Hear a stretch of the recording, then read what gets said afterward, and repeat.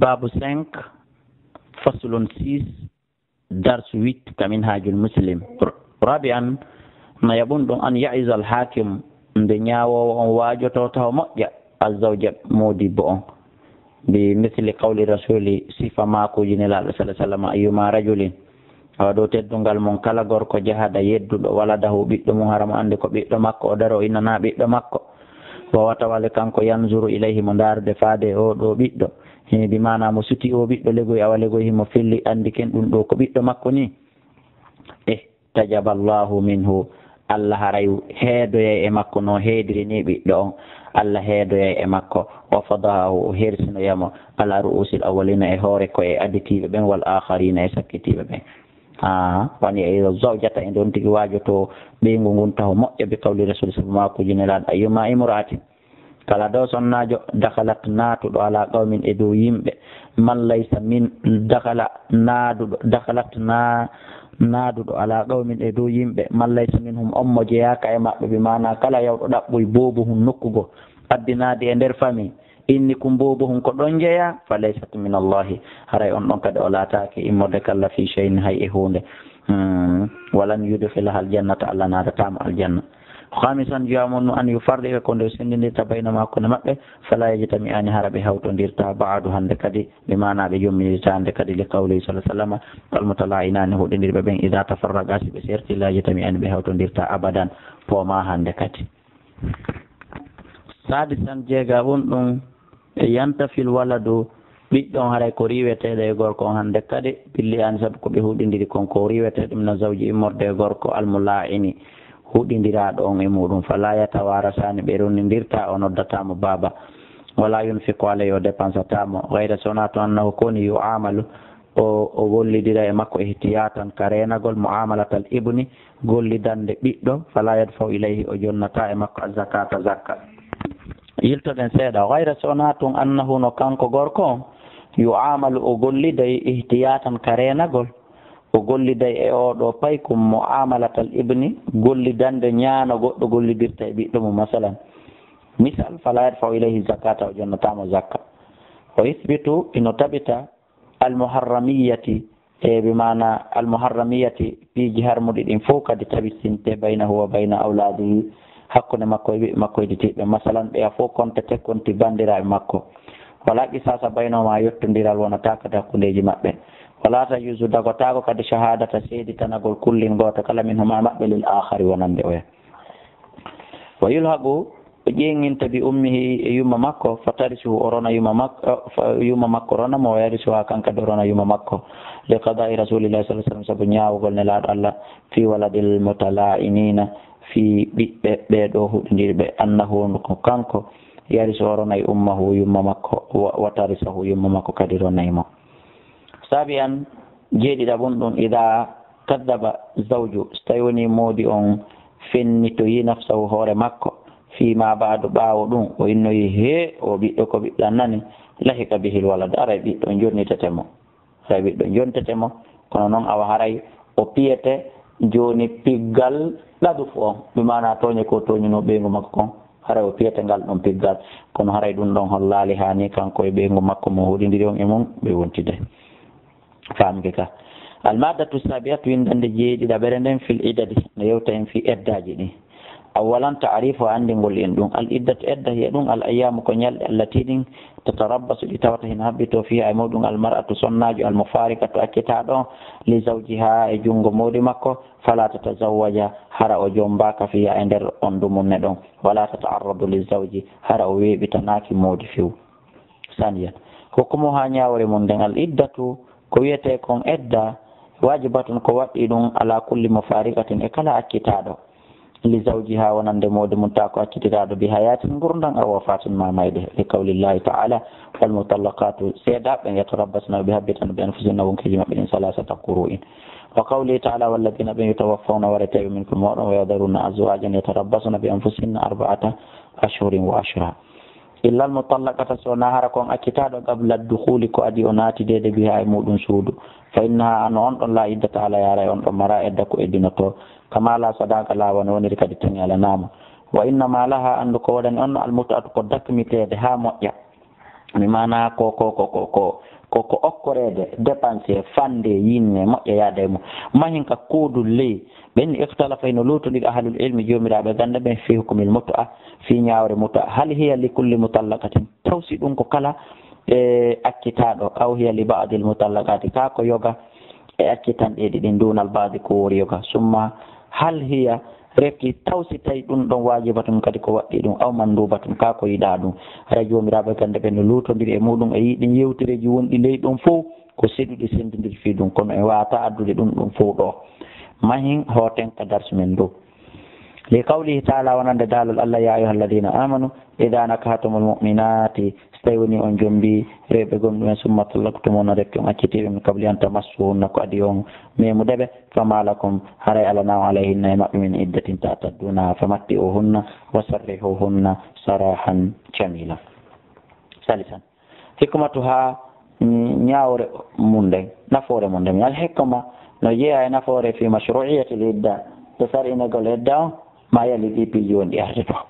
hellanayi awalan ala noon no ta'u zawji ko jonnugol moodi on fursata ruju'i tan occasion yiltitagol ila mutallaqati faade mo acciti o biduni kulfatin ko alda e tampere in kana silati a talaqu cergal ngal rajiyan ko gasetengal artirede saniyan ma'rifatu fi andegol kadi bara'ati rahimi dandinagol renga o tawi sonnaji on mo sowanimo reedu kawa sowanakemo muhafazatan ka renagol alal ansabi ka renugol dambeɗe min al ikhtilati fi jillodirgol majje salisan musharakatu zawja e ko ɗum woni ko kafdugol ɓeygu ngun fi muwasati ahli zawji e nder yanñanegol ɓeygure gorko on wal wafatu e hunnugol li zawji wonande moodi on in kanat sayoni latika al iddatu edda wal wafatu e maygol li zawji wonande moodi on in kanat silatike al iddatu edda on iddatu wafatin ko edda fatunde rabi anna e ɓurnan wawa ha noneji mum al iddatu ko wiyete kon edda an wawon ko noneji ɗuɗɗi wahiya ɗum awalan iddatul mutallaqa ara noon ɗum ko edda akkitede allati on tahidu mo andanɗa hoorema ko yo fiilo e allati on sonnajo tahidu wonɗo fiilade wahiya ɗum on ɗon salasatu aqra'in ko laaɓe tati e kawli taala wal mutallaqatu yatarabbasna bi anfusihinna salasata uru'in fa ida tulliqat si accitama almaratu sonnajo fi taharin e laaɓal summa haɗat retti o fiilike summa tawrat retti o laaɓi summa haɗat retti o fiilike fa ida tawrat so laaɓoy in kadat iddatu hara edda makko ollanni wa in qulna so tawi woni en wi'i almuradu ko fanda min al aqra'i immorde ɓuuɓe ndan on al itharu ko laaɓal kama wono ɗum woni ra'ayul jumhur ko ɗum woni feere ɓurɓe ɗuɗde jomiraɓe gande fa inna waray ɗum ɗon tan kadi ko gasirta timmire iddatu edda makko mbiɗo hulya sabu naatidede makko fil haydati salisati e fi lordu tata ɓurundu ma mulahazati wondude e wattugol yiili moƴƴe ƴewto annaha ɗum law tulliqat sinno accitama fi haydin e fi leyed la yutabaru laha ray ɗum ɗon teskatake haydatun fi lordi ta'taddu biha mono konte ɗum mono eddine hada ɗum ɗo bin nasibati ka dambugol lil hurrati wonande sonnajo dimo amma sonnajo on siko korɗo faydata edda makko on qur'ani ko laaɓe ɗiɗi fakat pet li qawli sallallahu alaihi wasallam talaqul amati e cergal korɗo tatliqatani ko cerle ɗiɗi waydatuha edda makko on kadi haydatani ko fiilayeji ɗiɗi saniya ɗi mun ɗum iddatul mutallaqa edda accitaɗo allati on laata heedu tawɗo ala fiilade hande kadi li kibari simmiha saabu tuwugol duuɓi makko ni aw sigariyama saabu paykum yagal makko o helli faaka hiya oɗo kadi ɓeɗo ɗiɗo kala hawtodira waɗa ñawre goto salasatu ashurin ko lebbi tati li qawli taala wallahi yasna min almahidi min nisaikum ɓen taƴiɓe e fiilagol immorde rewɓe mum ɓe saabu towugol duɗɗum ene tabtum son sikkitike cergal hakkude mum e maɓɓe faydatuna salasata asuri wallahi ko wona noon kadi ɓen sonnaɓe lama heduna tawɓe hewtal fiilagol taw saabu pay kon yagal maɓɓe haada ɗum ɗo folil hurrata ko wonande ɗimo walil amati no wodani korɗo shaharani lebbi ɗiɗi pet la gayra goɗɗum ngo ala toon ko hina ɗum salisan iddatul mutallaqa cerɗe edda accitaɗo alhamide reedujo si accitama wayiya ɗum waɗu kamili hamliha ko jibingol o reedu makko ndun no timmiri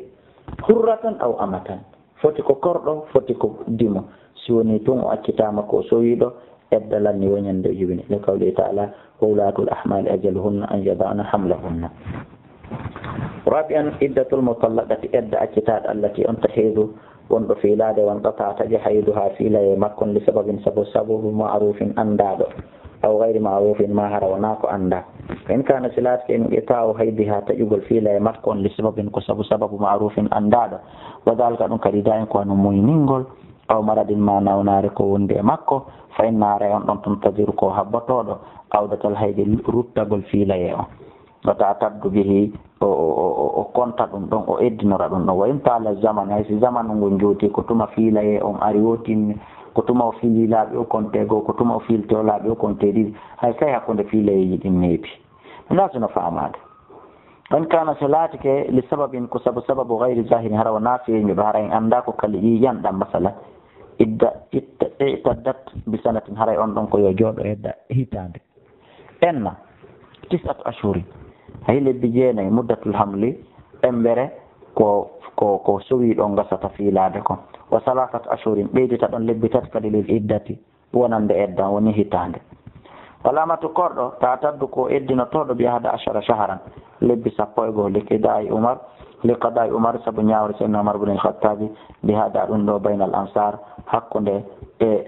bi hada sabu nde ñawre ɗo baynal ansari wal muhajirin hakkunde ansariyankon e hajirinaɓe fof walam yunkiru munkirun hay goto añanalimo ɗum bimana hay goto kondanalimo emo. Khamisan jaɓun ɗum almutawaffa anha zawjuha ummu modi mum maayi wa yatawa kanko lil hurrati ko dimo 4 ashurin wa ashuran haray oɗo ko lebbi 4 e balɗe 10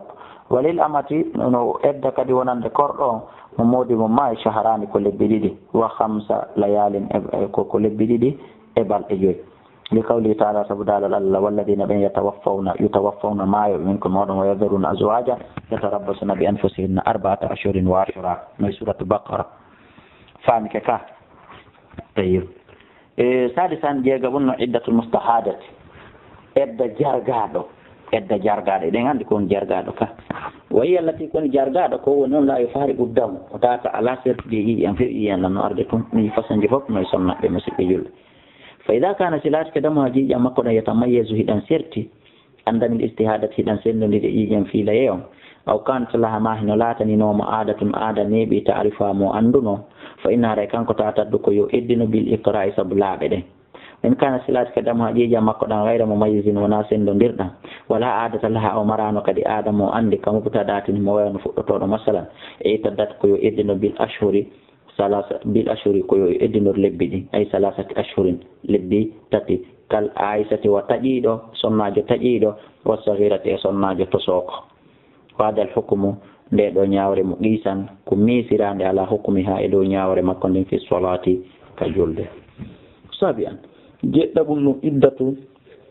ko edda man ghaba anha zawjuha amu modi mo wirni modi makko yi fiwum bitak no edinort walam yurafta wa andaka masiruhu yaadu makko ɗum e wattinande makko nden kanko gorko min hayatin ko immorde gurdam aw mawtin kako mayre fa inna on ɗon tan tasir ko habbotoɗo 4 sanawatin duuɓi 4 min yawmi inqita'i khabarihi ila ñalande e taƴugol humpital oyangal ila ka humpitagol oyangol hatti ɗon haray ko jooɗotoɗo duuɓi 4 ila ñande oya accita humpitede ko ila nden ñande fuɗete kontede so tawi woni on lebbi 4 timmi duuɓi 4 afwan duuɓi 4 timmi oya yiyaka ثم تعتذر تو إدنون عدة وفاة عدة فاتند أي 4 أشهر و10 لبني إبالد ساقو إن سيئنو هو ودام مودي مكو أرتوي كدي لكوسوسو هاري نياوري دون دون كدي نوتون كو هنو بيردته ونو دايك نيميرو تليفون 628 60 53 09 ميم نيميرو ريسو جي انفو سيونا عربا. خامسا جوابون دون تداخل العدة ناتو ليرغول إداجي تداخل gondino natonira liidade eddaji ne wadalika ɗum fima yali no gerdata ko e nder ɗi piiji mi woni ardude leyɗo 4 awalan mutallaqatun akkitaɗo talaqan kergal raji'iyan artirtengal mata maya ɗon mutalliquha akkituɗo mon asna'a iddatiya e nder edda makko on fa innare on ɗon andi eddaji ɗin natodiri ɗon edda ko akkita kon e edda ko modi makko maayi kon fayna on ɗon tan tagil ko yo eggu min iddati talaq o wiwa cergal acciteɗo nden ila ɗo on edda ɗon wallinama ila iddatil wafati o hoota e faade edda fatunde nden haray o liɓi ɗum ɗa o ƴetti ɗum ɗa fata taddara o eddinoto arbata ashurin wa ashran lebinayi balɗe sappo min yawmi wafati mutalliqiha ila ñalande e maygol accituɗo mo o woɓɓe ya rewɓe hedditiɓe li anna radiiyata saabu yiltita gongol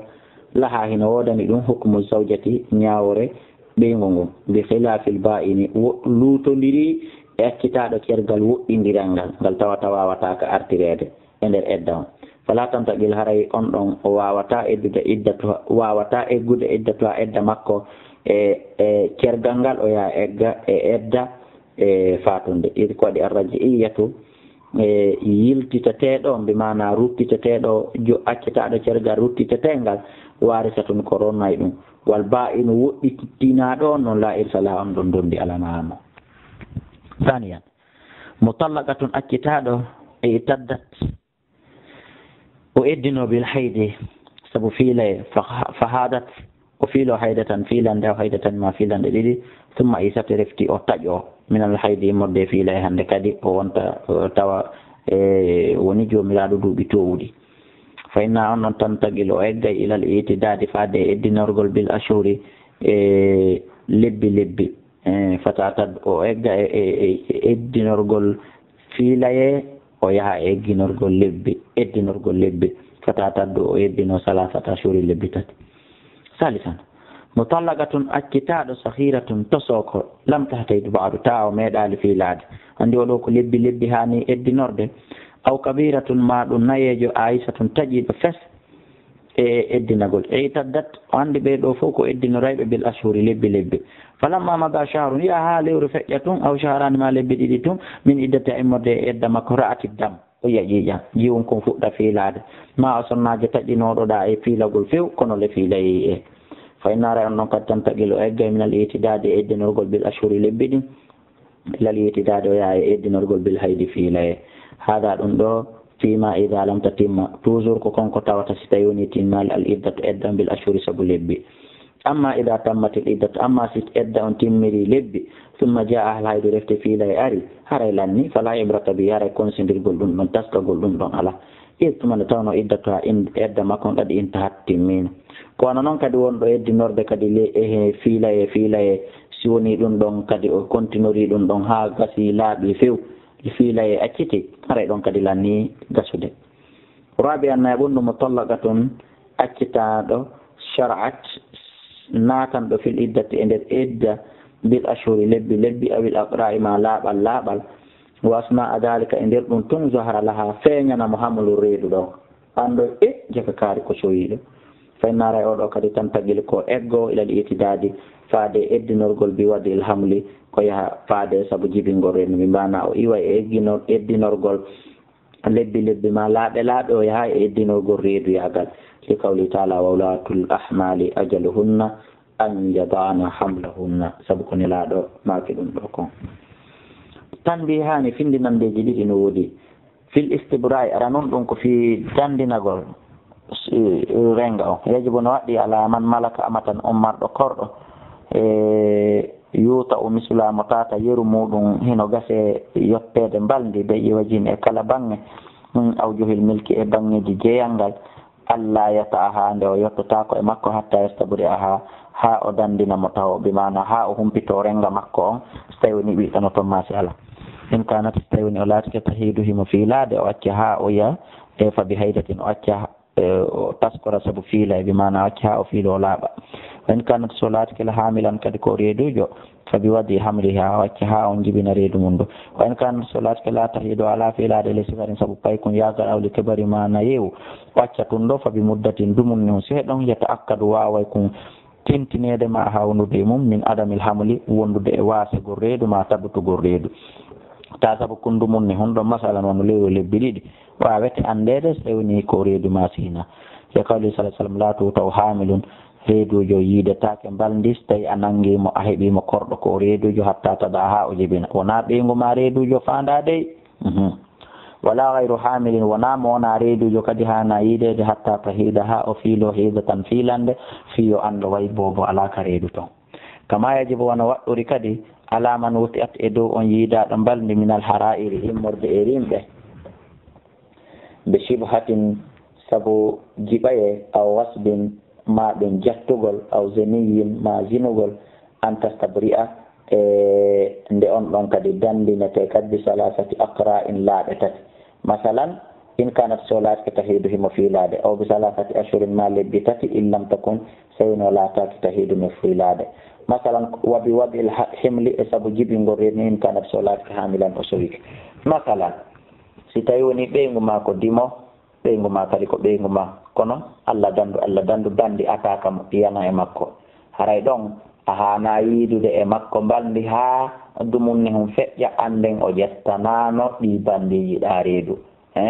bandi yana e makko ma jatta mo naɓa mo buloka mo dumunni si o hetto ɗum ɗo woni dandingol ko ɗum woni renga on haray on ɗon fof ɓen ɗon ɗin façon ji ɗon fof ma korɗo ma mo nanguɗa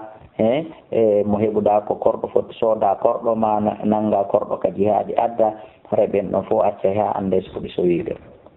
ali gawli sallah sallam man kana kala laatiɗo iminu billahi wal yawmil akhiri fala yasqi wata o yarnu ma aho ndiyam makko ɗon wala da gayri ɓiɗɗo goo ko hitamo kanko wa qawlihi sallah sallam la tasqi ma aka wata yarnu ndiyam ma ɗan zar a gayri kay remuru woɓɓe goo ko hinama ɗuɓɓum ɗin mon kon ka tanbihi wa fil ihdadi eka e hiddiji al ihdadu e hiddiji huwa ɗum ijtinabul mu'taddati ko woɗɗitagol eddiniɗon ma yadu u konko onano dede ma yadu u ijtinabu ko woɗɗitagol al mu'taddati eddiniɗon ma yadu u kala ko noddata ila jima'i ha faade rendugol e makko pottito ɗum aw yurahibu ma ko lirɗinta fi nazari ndarugo ila ha faade makko mina zinati immorde e cuɗari wattiɓi e parfum watta ha siisi ko ɗum woni e waɗugol kaleji e ko nanditata e ɗum fayajibu no waɗi alal mutawaffa e dow oɗo alal mutawaffa an ha oɗo sonnajo mo tata ma yiri ɗum zawju ha modi makko anta hidda nde o eddinoto muddata iddati ha anta hidda nde o heynoto muddata iddata ha e nder dumunne edda makko on wala talbasu hara o memata jamilan ko labawo wala tahtadaba hara o waɗata kadi o firsinta bihinna in ko wiyete kon laali tawa o waɗata o firsinta koƴƴen o firsinta meɗen wala taktahil o waɗata kale wala tamassu tiba o memata parfum wala talbasu huliyan o ɓornata ko cuɗari wuhti kawli sallah sallam keake la yahillu daganta ko limra'atin sonnajo tu'minu billahi wal yawmil akhir an tahadda ndo eddinoto nde o heynoto fawka salasati ayamin ɓurdi balɗe tati illa ala zawjin sona modi makko ɗon arba'ata ashurin wa ashran ko lebbi nayyi e balɗe sappo wole gawli ummi atiya e saabu mako nene atiya radiyallahu anha kunna amen laatike nun ha meɗen haɗateno anna hidda nde men heddinoto nde men heynoto ala mayitin e dow mayɗo fawka salas layalin ko ɓuri balɗe tati illa ala zawjin sonara ko hoore modi bon arba'ata ashurin on ɗon ko lebbi nayyi wa ashran wala naktahil min watta kale wala nalbasa thawban min ɓornota ko concon masbuhan pikkangol illa thawba asabin sona conci ñaaɗuɗi tun kanuɗi tun kama yajibu on waɗɗuri alal mu'taddati e dow eddiniɗon Allah takhruja dow yaltata min bayti ha iwaka suudu makko wa in kharajat so yalti li hajatin fi haaji lazimaha waɗɗiɗomo yaltanegol ganniɗomo Allah ta bita wande o waloyta illa fi bayti sona ka suudu makko o yataka o waloyta alladhi no suudu tuwfiya anha zawju andu mawdi makko ma yaccimo e mo wayatawa kanko bi mo e mayru li kawli sallallahu alaihi wasallam mako ne laaɗa liman sa'alatu wonande o landiɗomo anta tahawwalande o waylitoto ila bayti aliha o yaha ka suudu yimɓe makko ɓen biddati wafatin saabu edda fatunde zawji ha mawdi makko ne laaɗa jaabimo imkuti ñiiɓu fuy baytiki ka suudu ma alladhi ndun ataki ndu arma fi muɗum ma ayu zawjuki ewal mawdi ma hatta yablugal kitabu ha ko windi kon ka deftere wawa timminde ajalahu lajal mum ngol ɗalat kanko sonnajo wi fa atadattu fihi haray mi eddinoto ɗon arba'ata fa atadattu o wi mi eddini fihi ɗon arba'ata ashurin wa ashran lebbi nayyi e balɗe sappo tawi ko ɗo darsi meɗen woni ko gasi ko ñawore sattude woni ko hawruɗen e muɗum ɗo ñawre façon ɗeɗo cerle ɗiɗo eddaji andi sonnaɓen kamɓe kala kaɓe naati kaɓe tawa ko ɓuuri kon haray welatafi kala ko famini haray en yetti Allah subhanahu wa ta'ala ko faminaki o haray ella on koye an iwri on nodda elan ka numéro téléphone kala komi wawi ɓangintinde mi ɓangintina komi wawata womi kippay ha ande mberu an on inchallah 657 60 53 09 e numéro ji ɗin fof ko même numéro si wona araba wallahu ala wa